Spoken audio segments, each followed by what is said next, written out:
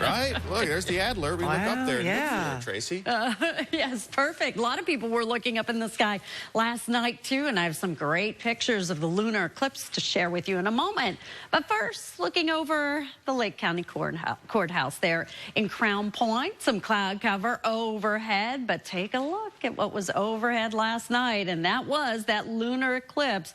Gregory Keith Porter taking that picture as, yes, the Navy Pier Ferris wheel took its final spin last night. Also spinning this one in from Alex Mendoza out in Naperville. And then Beulah said her son David took this picture last night from Hoffman Estates. So gorgeous lunar eclipse pictures this morning. So if school children were out watching that late last night, could be a little sleepy-eyed this morning. Headed out to the bus stop by 9 o'clock this morning. Temperatures are up around 70 degrees. So our mentions for this Monday, today is going to be the warmest day of the week.